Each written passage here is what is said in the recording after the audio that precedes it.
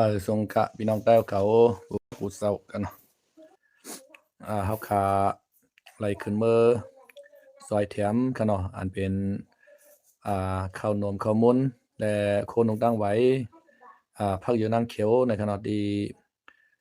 ที่เหนือลอยก่อเมืองนะครับเฮาคาปีหน้าเนี่ยก็เฮาคามื้อจัดวันเหล็กวันดุวันลมฟ้าในขณะอำใจวันดุวันลมฟ้าอำใจเนาะเป็นวันดุวันใต้เฮาคาที่ลอยก่อเมืองในขณะ ก็เป็นวันดุกอ่อนที่เมืองไทยในแต่ก็เป็นวันที่10เดือนธันวาคมกันเนาะปี2026นะครับก็เป็นวันวันลมพาซ้ำวันที่20ในครับเนาะเดือนธันวาคมปี2026นะครับวันที่20ได้ถึงมาตั้งนาแทง6วันนะครับเนาะแต่เป็นวันดุกวันลมพานะครับก้อยกาปีในเอาคาไลมือจัดที่100ก่อเมืองนะครับเนาะก็เปิดว่าสังนะครับเนาะก็เปิดว่าตอนใต้เฮาคาคันเนาะอันที่เปิ้นอยู่เดียนดิน ซ่อมจังได๋มันก็ตุกค่าลองกว่ามาก็อย่าพืชนะครับเนาะอันเฮาคาอยู่จ้อมในเกียงใหม่กรุงเทพจังได๋ครับเนาะอยู่จ้อมในเมืองไทยในก็มันก็แค้นเหลือพี่น้องเฮาคาพี่น้องใต้เฮาเจออันเปิ้นปลายเพมาครับเนาะปลายเพปังตึกปลายเพซึกมันมาเปกินคนเมืองใต้เฮาครับเนาะอำกาปลายเพใต้เฮาต่อใต้เฮายื้อกันนะครับเนาะเหมือนจังหนังโคเขียวโคลายเฮาคายื้อกันมื้อป่นมา2-3 ปีนะครับเนาะย่อมกา ไล่ปลายเพตัวซุมตะปองจุ3พี่น้องค่ะเนาะต่างซึ่งมันเขายื้อกันจังได๋ค่ะเนาะ ไล่ปลายมาอยู่ที่แผ่นดินใต้ไทยเหมือนจังหนังตั้งลอยใต้แลงกองมุงเมืองค่ะเนาะลอยลำลอยสันจุยอก็ตั้งกุ้งเจาะเขาจังได๋ค่ะเนาะยอก็ลอยก่อเมืองลอยก่อวันเขาจังได๋มีปางปลายเพอยู่ที่6ที่7ที่ในค่ะเนาะในแผ่นดินใต้ไทยในค่ะเนาะก้อยการในบางปลายเพจังได๋ในเฮาก็เลือกที่อันพี่น้องใต้เฮาคาอำยามเมอ ซอยแถมนั่นขนาดเนาะเหมือนจังหนังร้อยตะเลียงได้มีพี่น้องใต้เอาคายามมื้อหลายหมู่หลายจุ่มยาวนะครับเนาะยาวก็ร้อยตะเลียงในก็เฮ็ดปล่อยเหมือนจังหนังปล่อยวันเกิดจัดจึงใต้ในขณะเฮ็ดกูปีคันเนาะปล่อยปีใหม่ใต้ในจังได๋พี่น้องเขาเขาก็ฮู้จักกันนำแล้วก็กวนมือซอยแถมกวนนำคันเนาะเหมือนจังหนังของเมืองก็ มีพี่น้องเราเขาก็ให้มือซอยแถมกันอยู่นะครับเนาะเหมือนจังหนังร้อยก่อวันเขาจังได๋ก็มีพี่น้องเขาขามือซอยอยู่ ก็ไอ้ลอยกว่าเมืองในก็ใบป้อมีในขนมมีแต่มีอยู่นะเก่าตึกหาเล็กเกเอวางในขนมเฮาคาก็เลือกให้มือจอยที่ลอยก่อเมืองในขนม ที่ในลอยก่อเมืองในก็อันโหลในมีแทงตั้งน้ำในขนมเหมือนจังหนังโรงเรียนในก็เมื่อแล้วในตึกเฮ็ดไว้โครงสร้างมันขนมเหมือนจังหนังหลังคามันก็ไปหลายเฮ็ดขนมหลังคาก็ไปหลายเฮ็ดอันนี้ก็มองไปเสาด้านหน้าสภาพมันอยู่ขนม เฮาข้ามเป็นไรน้ำในก็อิดก็ออดค่ะเนาะมันจังนั้นก็10 บาท20 บาทค่ะเนาะก็100 200เสีย100 1,000เอาเอ็นแรงเฮาขาเป็นไรว่านี่ค่ะเนาะโลไรซอยแถมกว่าคือมันบ่ยาวบ่โตนี่ค่ะเนาะเหมือนจังนั้น มาแล้วในก็ไรเฮ็ดไว้ถ้าเจียดกองหมู่ไรเตไว้กองมุมมองไปสภาพเจ้าด้านหน้ามันอยู่นี่ค่ะเนาะนั่นก็เฮาขาใต้หนังกันเฮาขาโหลดซอยแถมกันเฮาขาใต้หนังกันบ่พร้อมรักกันไผได้มาเฮานี่ค่ะเนาะเฮาขาโหลดร้อย ซอยแถมกันด้วยถึงกันในขณะอันเป็นปลายเพรียวคามาหลายสังอันเป็นลูกล่างนางเมก็ซึกก็หาทั้งในขณะเจ้าซึกเจ้าหารเฮาเขาในก็ลิเอลูค่ะเนาะลิเอลูหรืออันเฮาเขาอันที่อยู่เรียนลิ้นค่ะเนาะเรียนลิ้นในมันเฮาอยู่ตั้งในเหมียวในเวงในคูในเวงนั่นค่ะเนาะในคูในเวงได้เฮาใครกินสังในก็กินได้ง่ายๆก็หาซื้อกินได้ง่ายๆค่ะเนาะเฮาใครกะหรี่ตั้งแล้วในก็กะหรี่ได้ง่ายๆค่ะเนาะ บ่อันที่พี่น้องไทเฮามาอยู่ซ่อมเหรียญลิ้นได้ในแต่ก่อนตั้งหลายก็ไล่ไปตีนกำนำคันเนาะไปตีนแหแต่ไล่ข้ามหลานไต้หลานไทคันเนาะตั้งก็ซ้ำเป็นตั้งหอยตั้งร้อยในมันก็ใช้ง่ายๆในคันเนาะอันนี้ก็เป็นตีหลีเอหลูเต๊ะๆนะครับเฮาคาก็โดไล่จอยแถมกันคันเนาะเฮาคาก็ยินชมพี่น้องอันที่มีน้ำใจเสดนาเฮจอยแถมมาจุ่มหอมอ้อยกอดใต้เฮาคาคันเนาะจุ่มหอมอ้อยกอดใต้ดาชนชนเป็นก้นเฮาคา ชมรมเพิ่นไทยเพื่อสิทธิมนุษยชนในขณะอันเป็นหัวเป้าเฮาคะปอชนารัตตะนั่นเนาะแล้วก็แกมหัวเป้าเฮาคะปีใจน้องไหลสังปอลงต้อนาเขาไหลสังคั่นเนาะปอลุงกอลิงเฮาเขาปอลุงทนดูเฮาเขาคั่นเนาะยินโจมจอมกูก็กูกวนยินโจมจอมปีใจเคิดสูงเฮาคะผู้ห้องความใต้บ้านเขาเฮาคะคั่นเนาะปลายมอนใต้เฮาก็เลยมือจอยเทียมเฮาคะทั้งนำในคั่นเนาะแล้วก็ยินโจมจอมปีน้องอันตีจอยเทียมมาคั่นเนาะเหมือนจังต่างๆสายปงเงียงคั่นเนาะ หลู่มาจอมผักกาดลุงว่าผักคะน้าผักกาดผักกาดเขียวจังได๋คั่นเนาะตั้งนำตั้งหลายคั่นเนาะเบิ่นตั้งหนังตั้งหวานคาเขาคั่นเนาะ เทมีปีใจคือเขาปีนั่งอยู่นอกเขาค่ะเนาะในก็ดูต้านจอมอันเป็นโคนุงตั้งไว้5กระสอบค่ะเนาะ5ถุงจานนั่นกันนะยก็ห่ำกาซัมปาข้าวนมข้าวมุนแทงซัมปามา1กล่องเนาะในก็ยินจอมเอากุงเอามุนเตว่ายก็ยินจอมเมปาจามเฮาขาค่ะเนาะในก็ในหลูต้านจอมข้าวมุนตา150ในขนาดแต่เตมือจากลวนห้องเฮียนเจอชาเฮาขาวันลอยเกาะเมืองค่ะเนาะโฮมป้าหมุนจ้างเจ้าเฮาขาวัดเหล่ายาวค่ะเนาะเจ้าหมุนจ้างใจหนุ่มค่ะเนาะซอยแถมเมออันเป็นข้าวนมข้าวมุนค่ะเนาะมาปลากระป๋องค่ะเนาะ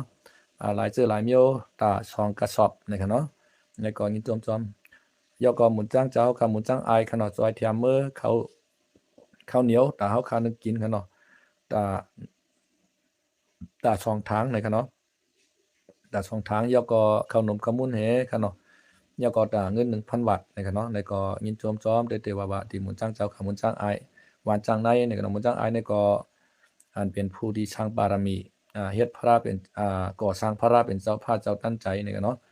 มันเจ้าก็ก่อสร้างย่อกับ2สู่2องค์ย่อนะครับเหมือนจังนั้นวัดเมฆจันทร์ค่ะเนาะสู่หนึ่งค่ะเนาะก็สร้างดังเมืองหนองคายในค่ะเนาะนั้นสู่หนึ่งค่ะเนาะย่อก็มื้อเรียนได้ตึกก่อสร้างทางที่วันจังในในค่ะเนาะที่มีแตงเลยค่ะมันเจ้าก็เลยว่ามีน้ำใจฮักเสื้อฮักจัดเสดนะใหญ่นำเตว่าค่ะเนาะย่อมกาโฮมป้าปีนั่งขินเฮาค่ะเนาะใส่ประกันโอนัสสมาชิกเฮาค่ะใส่ประกันกันเนาะซอยแถมมือผักกาดเขียวค่ะเนาะผักกาดเขียวในตาปาก30โลนี่ค่ะเนาะยก็มกาค่ะเนาะโฮมป้าข้าวนมข้าวมุนแทงหลายชื่อหลายเมียวนี่ค่ะเนาะในก็น้ำใจมันนางก็ใหญ่นำเต้ๆแม่นเงินอยู่ตาพันปลายนี่ค่ะเนาะมันก็เลยเอาเงินในทองให้เลยซื้อแล้วก็เลยดูตานมือจอมเฮาค่ะเนาะยอกกุมกาเฮาขาก็ยินจอมป้าโหเปาเฮาขาขามเสข้าวยำส่วนตัวเฮกว่าซื้อผ้าค่ะเนาะตาลูกอ่อนโรงเรียนเนาะค่ะตา50ผืนค่ะเนาะแล้วก็ตั้งผ้าไว้50ผืนค่ะเนาะแล้วก็ของกินของย่ำหลายหลายเมียวเจียมปับลิกกำจึ้มค่ะเนาะเจียมข้าวนมข้าวมุนจังได๋ค่ะเนาะแล้วก็ขายินจอมป้าแทงเจ้าคูท่านมหาอนุพันธ์วัดปากห้วยสำปูค่ะเนาะแล้วก็จะแถมมาข้าวนมข้าวมุนและกำแต้มกำจึ้มแทงตั้งน้ำเลยค่ะเนาะยินจอมชื่ออันอำไลตกจือบ้าค่ะเนาะ อันอำไลฮู้ถึงจังได๋ก็แต่มีป้าอยู่ในค่ะเนาะแล้วก็ที่ตั้ง100ในก็เปิ้นก็รับตอนเฮาขาเป็นอย่างลีในค่ะเนาะเสียมตีนอนตีอยู่ตีเช้าค่ะเนาะแล้วก็ลองกินลองย่ำค่ะเนาะพี่น้องเฮาขา100ในก็เปิ้นเฮ็ดผักหวานค่ะเนาะในจุมเมวานเฮาขาตั้ง100กว่าเมืองก็เปิ้นเฮ็ดข้าวเฮ็ดผักเล้งเฮาขาวันสามตะค่ะเนาะเป็นอันคึกคักข้าวผักอำไลใส่เนื้อใส่ปลาใส่ตาก็หวานหวานเต้ว่าค่ะเนาะเหมือนจังนั้นผักหวาแกงได้จำจังได๋ค่ะเนาะข้าวคามบ่ชูไรกินผักหวาค่ะเนาะหรือหามื้อไรกินดี100ก่อเมืองค่ะเนาะเป็นอันหวานเต้ๆค่ะแคมเต้ๆแล้วก็ขาถามตัวลองกินผักจักหน่อยในไรกินผักจังหือหลายๆในค่ะเนาะเลยถามตัวก็ซื้อก็หารเฮาเขาที่เพิ่นอยู่ใน100ค่ะเนาะเพิ่นก็ว่าเฮาขายอยู่ใน100ในแต่ก็เอาหากินผักอยู่นางเขียวอันออกซ้อมสภาวะเนื้อหอยเนื้อลอยในก้อยในค่ะเนาะก็เพื่อว่าแต่กว่าหาซื้อในก็มันส่ำไกลนั่นขนาดนะลูกตีเนื้อลอยลงมาตีหินแตกในก็ใจง่ายๆค่ะไกลได้ไกลว่าเนาะ รถในแต่รถยนต์ในบ่อำหายมันดีอย่าไปฮอขึ้นกับลาๆค่ะมันจันน่ะต่างมันในค่ะนะต่างมันในจันน่ะพอพี่น้องเขาใครมือจอยแถมในก็ปอขึ้นมือค่ะเนาะให้กะเช็กรถหลีๆงามๆกันเนาะกะไถน้ำมันเครื่องมันเหกว่าสู่อู่ซ่อมรถเช็กรถพี่น้องเขาหลีๆงามๆยาวอันใดหลบปิ่นก็ปิ่นอันใดหลีลายก็ลายค่ะเนาะขึ้นมือค่ะพอเป็นลายในพอเป็นรถโพวินค่ะเนาะรถโพวิน1แค่นดีค่ะรถ2เพานั่นค่ะนะรถ2เพาในตัดที่การลอยได้มีค่ะเนาะพอรถเพาเร็วได้ก็โลคือมันเหมออินค่ะเนาะเพราะว่ารถเก่าเนี่ยได้ก็ให้เมฆแคมๆแหลบๆหลีๆงามๆยาวจังไอ้คืนค่ะเนาะก็เพื่อว่า ลอยมันจันทร์ค่ะเนาะจันทร์เดะจันทร์ว่าค่ะนะเขาว่าในใครว่าจันทร์หรือลอยใต้แล้งได้ค่ะเนาะจันทร์หรือลอยใต้แล้งได้ครับว่า ก้อยก็ว่าเป็นเจ้าคือกะเหย้าค่ะเนาะมื้อกวานมื้อเปิ้นมาติมาอยู่ใหม่ในอำไปเฮือเปิงไสนะครับว่านะอันที่ไปเกาะขาวอยู่ไว้เนื้อนั้นค่ะเนาะขาวก็เลยมือมืดไปเกาะใหม่เกาะหนึ่งค่ะเนาะแล้วก็มันใจก็ยามติดตามข่าวใจคำเหลาค่ะเนาะเป็นอันยินโจมเตะๆแล้วก็เขาก็เป็นคนดีแล้วก็ใจดีมีน้ำใจเจตนาดีเตะๆค่ะเนาะเขาก็ มาหาการศึกษาในข่าวต่างก็สำชาวปีแล้วค่ะเนาะแต่เมื่อปี2007ค่ะเนาะ2017ก็เลย10ปีค่ะเนาะเพราะ2027ก็ได้เลย20ปีเมื่อได้2026ค่ะเนาะมื้อเดียวกันมั่นใจเนี่ยก็เลยมาหาการศึกษาก็เลยอยู่19ปีแล้วค่ะเนาะมือเขามาในอำไปเฮือเบิ่งใส่เสียอีกนะครับว่ามันถึงเป็นตะปางเช่ากันนานกล้วยค่ะเนาะเขาก็มาคัดสังหางปองคัดใจได้คัดใจว่าค่ะเนาะมื้อเหลียวมีมาการจ้องของเสียงแล้วก็เป็นหมู่บ้านค่ะเนาะเป็น4ปอกกำเดียวค่ะเนาะมีปอก1ปอก2ปอก3ปอก4กำเดียวค่ะนะหลังเฮือนก็มีหมอก80ปลายเอาค่ะเนาะอัน80ปลายนายน่ะได้เป็นพี่น้องเฮาค่ะเปิ้นปลายเพปางตึกมาในค่ะเนาะปางตึกเมืองใต้ปอดห้องค่ะเนาะกำพองก็อยู่แสนหวีกำพองก็อยู่เกียอกแม่ค่ะเนาะ หลายที่หลายตั้งพี่น้องเขาค่ะเนาะอันใดไหนเปิ้นมาอยู่ที่ไหนในก็อำไรซื้อค่ะเนาะเปิ้นก็จัดปันที่อยู่เสียมกาเฮ็ดปันเฮือนอยู่ป้าอันนี้ก็เฮาขาก็ยินจอม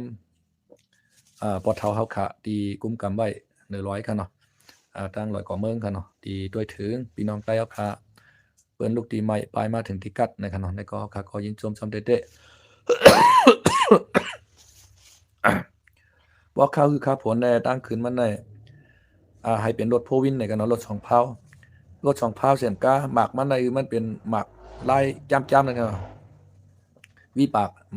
ยางวีปากอันกับไทยเป็นว่านั่นกันนะหรืออะไรเป็นลายเมียวนั่นนะครับ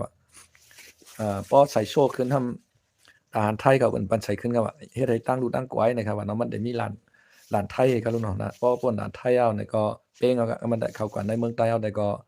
แค่เอาคันเนาะอันที่เตขึ้นกับถึงร้านไทยนั่นครับอันต่างมันจันเปใจเนาะ จันในมีเป็น2-3ตีเขาเนาะตาตีอันเป็นโคเล็กเล็กๆนี่ก็จันน่ะครับลงมาในก้นห้วยกันเนาะพอถึงในก้นห้วยแต่ละข้ามโคเล็กให้ก็ขึ้นตอกขึ้นกันเนาะบ่อันคืนย่อมกาชำปายกวดปานนั้นค่ะนี่คะไคกูค่ะนะอันนั้นก็ว่ากับข้าวแฮงจังไดได้ก็เคียนุค่ะเนาะบ่ข้าวข้าวโพดได้เหมือนจังนั้นรสขาวได้ก็มันเต็มกว่าไหลกำเหลวค่ะนะบ่ว่ารสขามันมีพาวเหลวก็ค่ะเนาะมันมี2พาวอันนั้นก็กามดีค่ะก็รอดวอดไผมาถึงเฮิรนค่ะเนาะ ก็เปว่าข้าก็เอกเซกรถเขาในก็เป็นวันอาทิตย์ศูนย์เบิ่นก็ซ้ำอำเปิดค่ะเนาะแล้วก็รถข้าก็รีปินกองโซล่าร์มันเอาค่ะเนาะก็ตั้งใจในก็ตึงกรุงพาราตะลากว่าค่ะเนาะก็ต้องตั้งกรุงปอกรุงเมกอะค่ะนะย้อนเปว่ากรุงพาราตะลากรุงปอกรุงเมกคุ้มครองให้ได้แลกว่ารถปลอดภัยมาดังเก่าค่ะเนาะเพราะเฮาคักกว่าในมันได้ไลกะไลช่องตั้งอะเนาะเฮาคักกะตั้งเมืองผางก็ไลค่ะเนาะกะตั้งเก้งไฮ้บุญก็ไลค่ะเนาะเพราะกะตั้งเมืองผางใน แผ่วตัดตอนกันเนาะเพราะปนตัดตอนกว่ายาวเนี่ยมันได้มีร้านเพิ่นเอาว่าร้านอีสังเขาก็น่าเป็นร้านทานไทยกันเนาะพอแผ่วร้านเขาก็เลี้ยวซ้ายกว่ากันเนาะกว่าติดๆกันน่ะกับแผ่วลอยเมซาลองวันวันเมซาลองเนี่ยกันเนาะเป็นวันเคครับพี่น้องครับเพราะกับแผ่วกันนั้นน่ะเหมือนเมืองเคอีหลีครับนะพี่น้องเคเขานะครับก็ยุกย้องน้ำใจเขาเต้ๆกันเนาะเขาก็แผ่วเมืองไรวันไรก็เขาลืมลิกเขาลืมความเขาครับเนาะตัวลิเกนั่นแต่ป้าไว้กำเหลียวครับหน้าเฮือนเขาได้2ผักตูในขณะย่ำกล้ามตั้งเดิมมันเนี่ยป้าไว้ครับก็อำว่าในเมืองไต้ในเมืองไทยในเมืองมานกันเนาะเฮือนขี้ในแต่มันฮู้ไรกำเหลียวครับในเมืองใต้เอาในขี้ในใครว่าอันที่มันนำในพี่น้องขี้นำในมันจังนั้นเมืองปอนโฮโป้งจังได๋กันเนาะแล้วก็เมืองกึ๋งเขาจังได๋ขึ้นกับเมืองใต้ปอทองเขาตั้งลาเชียวแซนหวีหมู่เจน้ำค่ำจังได๋ขี้ในน้อหนาคันเนาะเขาเตรียมดิกไว้กูเฮิรนครับ เหมือนจังหนังดังเมืองมันเนี่ยมันตะลีในขณะแต่ยกตานั่นน่ะเตี้ยวขี่นะครับเส้นดัง80ในขณะเป็นเขทั้งนั้นเขนะครับกำนำมันได้รวยกันเนาะได้มักมีหลีเปลี่ยนปืดล้านค่ำในกำนำกับเขนี่นะเพราะเป็นกะลาปืดล้านหมานตาหั้นนะที่มันตะลีเนี่ยมันก็เปรียบเพิงอย่างหั้นนะเพราะเป็นเขยำกับใกล้ปืดล้านค่ำน่ะเพราะเป็นกะลาปืดล้านหมานตาหั้นเนี่ยที่มันตะลีเนี่ยก็เพราะว่าเส้นดัง80ในได้เฮือนเขในได้คับใหญ่กับบ่ดันเมืองเขกันเนาะ เฮิรนตึกอุดตึกว่าหลายๆเข้มนะตั้งเมืองไทยก็เหมือนนั้นครับตั้งร้อยเมตรสลองเขาจังได๋เมืองหน้าเขาจังได๋คันเนาะหนองอุกจังได๋เขในนำไปใจก็ไหลมีเขก็ที่นั้นมีลิกเขาคันเนาะเหมือนจังหนังว่านใต้เฮาในเฮาขาในไกลๆหันในขาลิกใต้คันเนาะเฮาขามือก็ทั้งเว้งแหงเป้งหลงการจ้อมจ้องอิดว่าได้หันเนาะ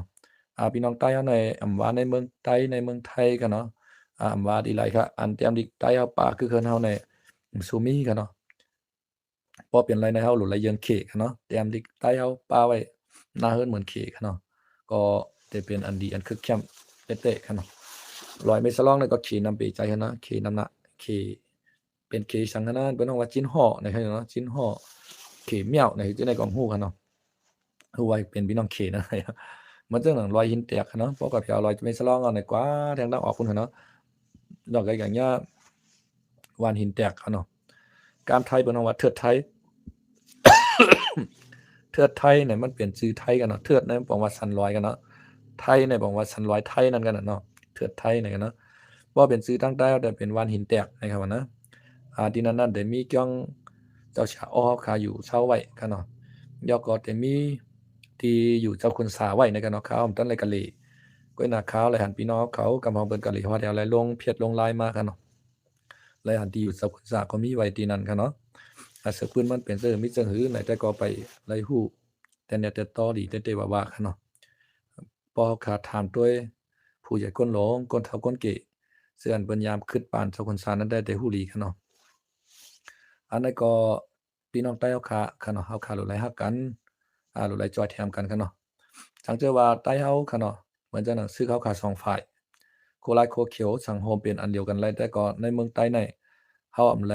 นาเล็กตาแต้มสังค่ะเนาะย้อนเปว่าเฮาขาอำโฮมเป็นน้ำหนึ่งใจเดียวกันเลยแลถูกพี่น้องอย่าว่าเฮาขาได้ลุกพื้นมารได้ตอนหนังเจ้าคืออ่อนให้เฮาขาป้อไหลกูค่ะเนาะบ่เหลียวในเจ้าคืออ่อนให้เพิ่นบ่ให้ช้างกินเฮากันนะเฮาขามาด้วยพี่น้องลอยเขาก็เมื่อปนมา2-3วันในเขานี่เอ็นแห้งเขานะครับว่านะเขานี่เอ็นแห้งเขามีการแต้งให้สังให้นะครับว่านะก็เป็นอันสิริหน้าตาของเขาค่ะเนาะเขาเรียกว่าเขาแก้เขาเขียนค่ะเนาะสังเกตว่าพี่น้องโคเขียวเฮาเฮ็ดปรุงมันดูนแบบแต่ก็เรียกว่า เอาหลายตกเต็มค่ะเนาะพี่น้องโคเขียวเขาเฮ็ดแลเฮ็ดปรุงมันรุนน่ะเฮาพี่น้องผิดกันหยาๆค่ะเนาะซ้ำขึ้นกว่าห้องเบิ่นมาแหยามคาลางเจอคือเฮาขาแทง นั่นขนาดนั้นโคลายซุ่มเหย้าเนี่ยก็โคลายมันซุ่มหลายๆลูกหำปลาโคเขียวซุ่มอะ อันตั้งอันเปลี่ยนมาแล้วตั้งอันยังอ่านไว้ในใจมันเหมือนกันค่ะเนาะว่าเมียวแน่เฮายังอ่านไว้ในใจเฮาเป็นเมียวหนึ่งบ่เก่าเฮ็ดไหนมันได้เป็นมาเมียวในเอเนี่ยเฮายังอ่านไว้จังนั้นก้อยก็อันตั้งยังอ่านนี่แหละตั้งมันเป็นมาซ้ำงามกันขนาดนั้นตั้งยังอ่านพี่น้องโคเขียวเขาว่าหือไหนมันกูปอกกันเนาะย้อนเบิ่งโคลายขึ้นมาปอทองและปอทองในจังกะไรสุกซากสังเกตว่ามีโคลายในเฮาอยู่โฮมๆกันในกัดเย็นนี่น่ะปอทองเนี่ยมีปัญหาในกันเนาะ เผื่อว่าเขา2-3จุ้มห้ำบันโคลายโคลายก็การถอยลงมายาวในมื้อแล้วเนี่ยโคเขียวก็ซ้ำอยู่ไล่ก็คั่นนะจังนั้นข่าวว่านั่นน่ะดังยังอ่านและตั้งเปลี่ยนมานั่นมันนำยากกันในนั้นขนาดนะเหมือนจังนั้นเฮายังอ่านปือหมักมองกันเนาะหมักมองในสูงน่ะ5โมงขึ้นก็รูดแบตคืบกันเนาะเฮียงไม้เฮาน่ะเฮียงไม้หินเฮาน่ะมันถึงหมักมองแบต มันต่างกับเปลืองแบตอยู่นั่นนั่นครับสังเกตว่าโคลายและโคเขียวโฮมเป็นอันเดียวกันเลยแน่ ในเมืองใต้เนี่ยหลายกัวพาครับเนาะหลายกัวพา เมื่อปานเจ้าคุณสาเนี่ยก็เลยว่าอินเฮียงใต้ในเจ้าที่จะว่าเผื่อเจ้าคุณสาได้รู้กว่าครับเนาะรู้กว่ากวนปังรู้แล้วกว่าสาเหตุของเจ้าคุณสาและรู้ก็มีอยู่2เมี่ยวครับเนาะเมี่ยวหนึ่งก็ตั้งนอกเมืองหิบเมียนมาครับเนาะแต่ไขเจ้าคุณสาได้ใครเงียบตัวเจ้าคุณสากว่าก็แปลว่าเป็นผู้กล้ายามเมากรรมครับเนาะแต่ด้านหนึ่งในภายในมันแตกกันครับเนาะ ภายในมันแตกกันนี่แหละเจ้าคุณสาอ้อมอยู่ครับเนาะเจ้าคุณสาก็มีทางเลือกก็เลยวางเครื่องมันๆกันเนาะเพราะเจ้าคุณสาร่วมกว่ายาวเนี่ยก็ใต้เอาก็เลยว่าโกนปังรู้แล้วก็จ้องทั้งนำทั้งหลายครับเนาะกัดยังมีเจ้าหัวเผาค่ะกันเนาะเจ้าจอมศึกลงยอดศึกกันเนาะขึ้นกอบกูขึ้นมาปอดจานเฮาคันได้ก็เลยว่ามีมากขึ้นสายหือเงินเคอใต้เฮาอันเป็นตับศึกถึงใต้เฮาคันเนาะฉันจะว่าเจ้าเป้าเฮาข้ามลุกขึ้นมาอ่ามาเฮ็ดขึ้นบ่ได้ถึงเบิ่งได้ปอดจานให้เขาวนว่ากวายหลำมาเตรียมหมดเฮาอย่าน้อย ก็เฮาขาก็ยินโจมเจ้าเป้าที่ขึ้นมาคันเนาะข้ามตกข้ามหยาบข้ามต่อสู้ขึ้นมาและตั้งอันลูกน้องมันเจ้ากูเจ้ากูป้าคันเนาะกูเจ้ากูคน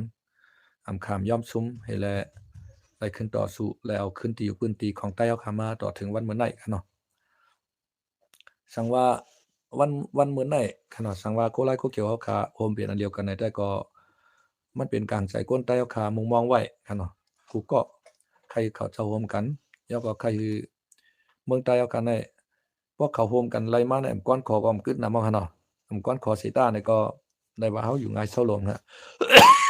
เพราะเป็นไรในกวนขอนึงแค่นี้กันเนาะกวน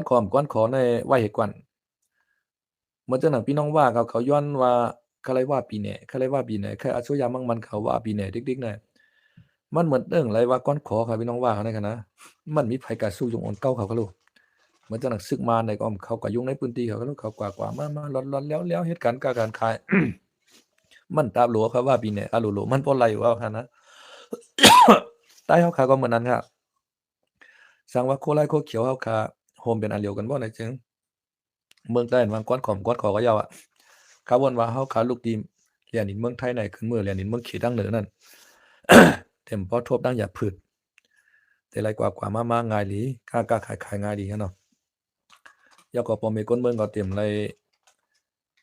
เตรียมไรว่วนกวางว่าเก่าซอยโคไลเก่าซอยโคเขียวบ่เก่าซอยโคเขียวกูโคไลมาเอาเก่าตาย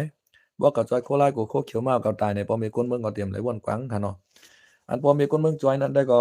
มั่นใจอาจจะตามผิดพอมีคนเมืองค่ะเนาะมั่นใจว่าบ่เปิ้นเอากองจี้กองจำมาเอาอันเฮย้อนมาเนี่ยปั้นว่าไรครับว่าซึกซุ่มไหลกันเนาะบ่มีคนเมืองว่าเนี่ยบ่มีคนเมืองเนี่ยมันมีกองมีหลักนักมีตาได้ต่อสู้ไล่ขึ้นขนาดนะมีตีนลายมือเปล่าก็บ่ซึกซุ่มไหลย้อนมาค่ะเอาวานได้เอามาข้าวสารกันนั่นกันได้เงินกันนั่นกันได้เนี่ยปั้นว่าไรก็มันเดินกะไรปั่นกันนะโคเขียวย้อนมาก็กะไรปั่น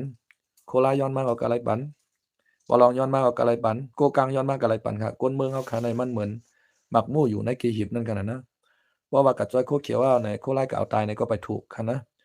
เพราะว่าคนเมืองมาจ้อยโคร้ายโคเขียวก็เอาตายก็ไปถูกเพราะคนเมืองกับจ้อยปอลองเพราะว่าโคร้ายโคเขียวเขาก็เอาตายไหนก็ไปถูกครับย้อนเบิ่ว่าเบิ่นเต็กเต็งแฮวแลย้อนมาคั่นน่ะเพราะเฮามันใช้ปันก็ทำยากินเต้งเอาขนาดนั้นคนเมืองเฮากันเอ้ยมันอยู่ในหมู่เกหีบนั่นขนาดนะนั่นน่ะกลางแต่คนเมืองเฮาคัดแต่ก็ใครฮือ ทั้งสองฝ่ายในเป็นอันเดียวกันเฮเนี่ยเพราะว่าซึกสองฝ่ายในคณะโคราชโคเขียวมาเป็นอันเดียวกันน่ะเขาว่าว่าอำไลกูภัยคณะเมืองใต้ในคณะอาณาอำนาจที่ต่อรองกัน หรือเพิ่นหรือโต๊ะเจรจาพี่น้องไทยเขาว่านั่นนะเพราะเฮาอุกกันการเมืองการศึกในเพราะเฮามีเอ็นแฮ้งไว้ในเฮามีขอต่อรองนำนั่นคั่นน่ะเพราะว่าเฮามีเอ็นแฮ้งซึกไว้ ก็อุบสังเปิ้นก็เปิ้นอำโกกินเฮาสร้างกินเฮาก็เลยฮอกแก่จอมกลเบิ่นนี่ขนาดนะมันเป็นนั่นน่ะ เมืองมหาอำนาจในหั้นนะเมืองมหาอำนาจในก็บ่ว่าอำนาจเขาใหญ่นะกว่าอุบเมืองใดก็อุบง่ายเพิ่นก็เลยงอโขจ้ำเขาเหมือนจังอเมริกันนั่นหั้นนะอเมริกันในหลายๆจึงเมืองอะ ก็เลยก็ยอมน้อมเขา เมืองอันรัฐเข็งด้าอเมริกันในกำพานในมีเขตดังรัสเซียไว้คั่นเนาะเขตดังรัสเซียก็ยังใครกูอเมริกันอยู่หาวันมื้อใดหั้นนะโดนัลด์ทรัมป์ขึ้นมาเนี่ยก็ห้ำอันหลายจึงเมืองเนี่ยเหมือนจังเมืองอิหร่านเขาเวเนซุเอลาเขาจังได๋หั้นเนาะ ก็เงียบเอาตัวลิผู้นำมันในเมืองมันกันนะอันใดก็เฮ็ดให้หลายๆเมืองในลักล้อมกูอเมริกันครับบ่แล้วโดนัลด์ทรัมป์นี่ก็เปลี่ยนผีเข้าผีออกคันเนาะอำลามใจมันเลยก็กำเฮ็ดไอ้คั่นน่ะมันเป็นไดครับ สังแต่ว่ามีเอ็นเฮียนซึกไว้เนี่ยเรามีอำนาจต่อรองเพิ่นนำคันเนาะข้อยก็ซ้ำว่าไปเปลี่ยนอันเดียวกันมาหลายเนี่ยก็ซึกเอาขาสองฝ่ายนะครับเฮาก็อยากไปยื้อกันเนาะอยู่เย็นๆไว้หั้งเพิงมัน หนังสือเอาพอตีเขาหากันไล่อุบโอ้งบงี้กันไล่เฮาขาก็ลูกหาลอกไล่มันให้เขาหากันอุบโอ้งบงี้กันให้อยู่กว่าขึ้นเหมือนเก่าคันเนาะเมื่อก่อนแน่โคเขียวโคไล่เขาเจ้าเนี่ยก็กว่าสู่มาหาใจกันไล่คันเนาะมือไปเปลี่ยนบางตึกกันในบล็อกนั่นคันนะเขาอยู่ตั้งเกษีคันเนาะเมืองกึ่งดังย่านจังได๋กว่าอาบน้ำตาเหลวกันไล่คันเนาะมื้อนั้นคันเนาะเอาไว้ก็แขนชาวกันให้และดอกแดกกันยื้อกันมาเปลี่ยนบางตึกใหญ่มาได้แต่ก็ด้วยหน้ากันบ่ใครไล่กันเนาะ เฮาคาลองอันเทื่อนั้นก็ไวขึ้นให้กันเนาะเฮาคาโลไลวินมาหาแหลกหลายกันเข้าหากันขึ้นนั่นขนาดนะแล้วก็